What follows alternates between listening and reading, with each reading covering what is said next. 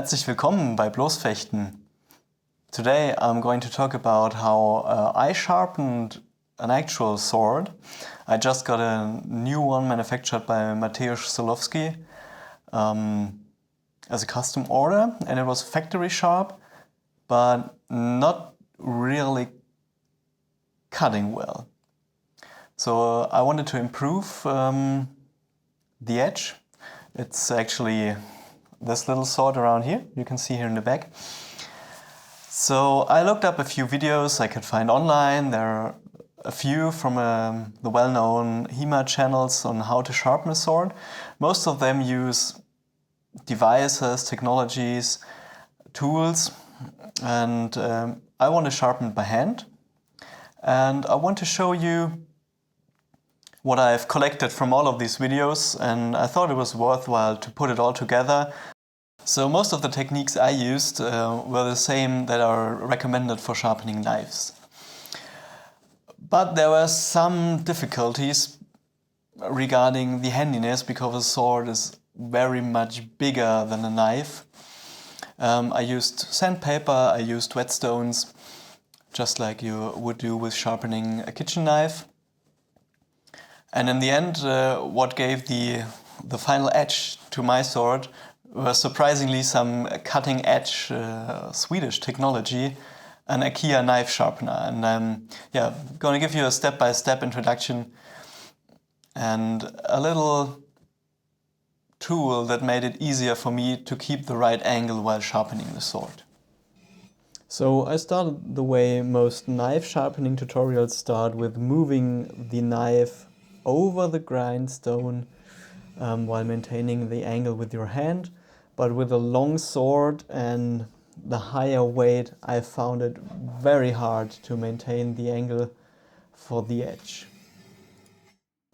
So this time I switched the setup around. So the blade is now fixed to the table and has a wooden retainer behind it. So when I place the whetstone on the wooden retainer and the blade, I don't have to worry about the angle. It will always stay the same while moving the whetstone along the edge. So with a prepared whetstone, I can now work on the edge, pressing it very lightly on the edge and the wooden retainer. The angle remains the same. And remember to flip over the blade after like 5 to 10 passes, so you are working both sides of the edge evenly.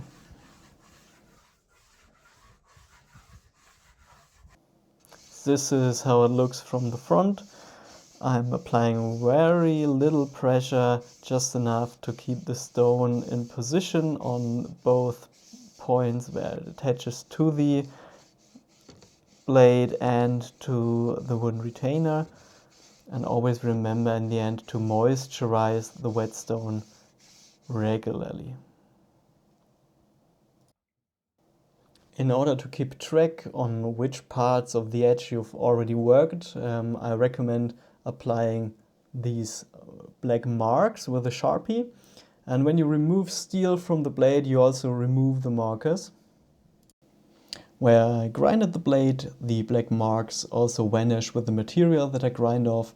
And on the upper part, you can see the sections where I didn't worked on with the grinder in this session.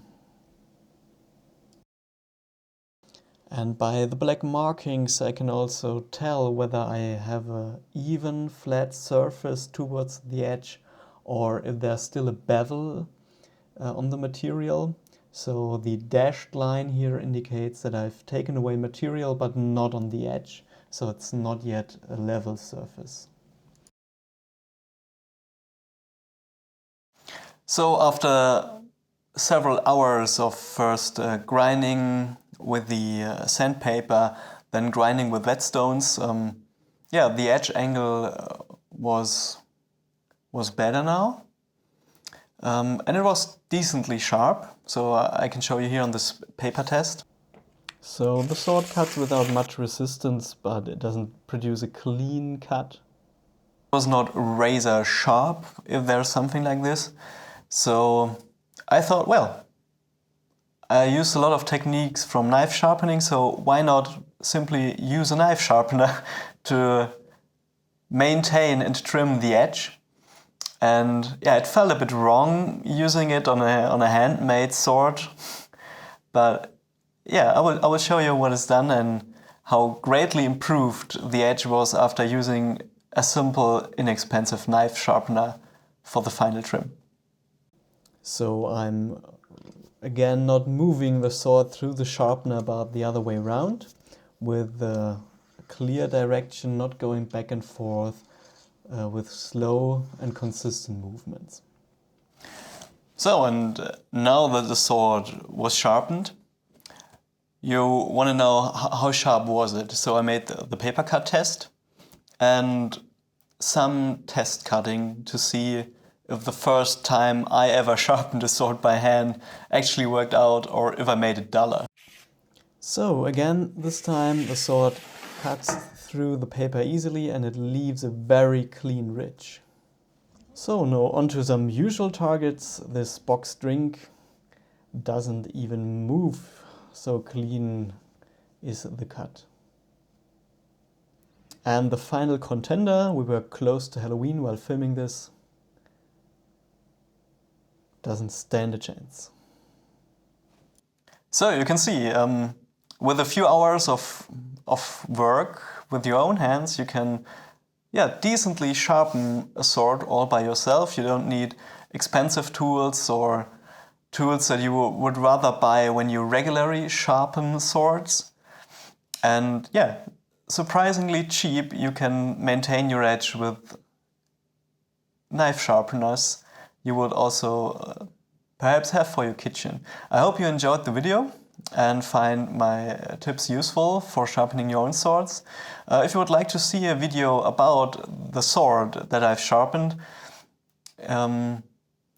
please write in the comments. I'll gladly provide another video.